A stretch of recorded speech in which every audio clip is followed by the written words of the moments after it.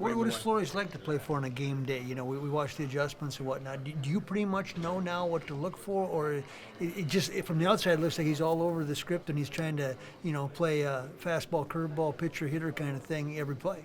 Yeah, I mean, I don't know all the complexities that go in his mind. I know he's balancing a lot, and it sure looks like he's called the right pitch enough times this season that he should be patted on the back for that.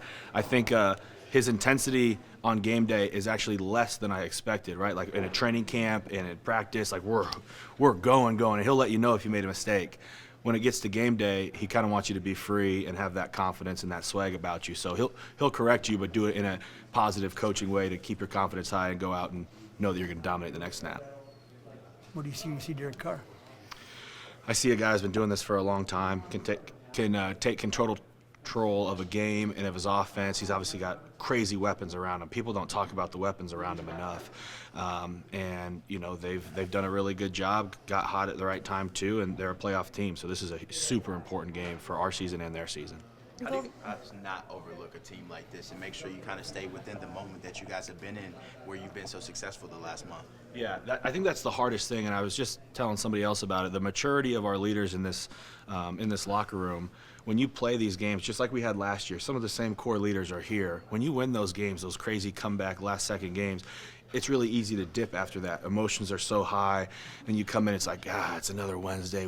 Everyone just told us how great we were, singing our praises, and you got to get back in the film room. You got to get back on your body. You got to get back prepping for the next week. And so I think that's more of our veteran, mature leaders in that sense. And same thing here. Like, yeah, that was an amazing, must-win game last week. They all are. That's what I said to the guys before the game. I said, this is the most important game of your life because it's the next one. And that's the same approach we have to have this week. And this is obviously has a ton of playoff implications, but it's the most important game of all of our lives because it's the next one. Harrison, what have the last couple of weeks been like for you guys with Pat Hill taking charge of that room? How has he handled it, and how have you guys just kind of responded to the change there? The voice that's kind of leading the meetings? Yeah, first and foremost, say we've been praying for Coach Rump. We all want to get him back. He's a fantastic football coach, probably one of the best D-line coaches I've ever had in my life at any level. So praying for him and everything that's going on in that situation, hopeful that we could maybe get him back one day because I need him, man. That's my dog. But Pat has done a great job stepping up, and I think that's a hard dynamic when you have some players with some years under their belt and then a guy first time in the NFL, like you could, quote unquote, lose the room. He didn't do that. He did it in a great way and transitioned in really well. Coach Flores has been in there a handful of times. And, we've actually been playing some really good football up front through this transition time. What did he do to kind of take charge of the room or earn the respect of that room? Well, I will say one thing. His first day in the meeting, he put on some LSU tape, and we said, don't put any of that on in here. Don't be showing me no college guy telling me how to do it.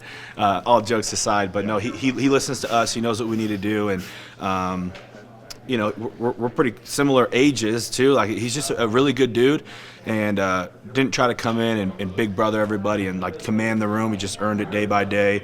He was going with the flow too. He didn't understand that he was going to be the head D-line coach for a period or anything too. So I don't know. Without getting into crazy specifics, he's done a good job.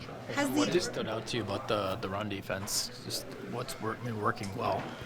Yeah, it's unique because in Buffalo, when I was there, I was fortunate enough to be on the number one defense in the NFL, and it was a one-man, one-gap, downhill defense. Like, hey, you, Harrison Phillips, you're in the A-gap, no matter what. This defense is not like that, but it has just as much importance of doing your 111th. And so on any given play, I have to make the ball cut back. I have to. So it doesn't matter how I get over there, but the run play is going this way. I'm already behind the play. I have to get across the center, the guard, get into the tackle, get vertical, so the ball cuts back. And the guy behind me has to do the same thing, and the same thing. And so even though it's not as black and white, like you have the A gap, you have the B gap, we have edge setters and we have cutback players and we have free hitters. And so, up front, we've kind of understood that role. It took me a little bit of time to get it. I just thought I was supposed to be an A-gap player. I don't really care what you do. You got to make the ball go this way or this way. And so we've grown with that, learning and evolving in this defense, and we're starting to see some of the success of that. But hopefully we're not even close to our ceiling. Harrison, what was that moment like in the locker room after the game? And did you know you were going to pick him up, or did that just kind of No, it just kind of happened like that. But I actually told Dobbs before the game, I was like, man, this is the type of game that will change your whole life. And sure enough, it did. I think he just got NFC Player of the Week or something like that. Very well deserved. From the short time I've spent with him, he seems like a remarkable individual. And, he went out there and proved that we can have all the confidence in the world in him. So.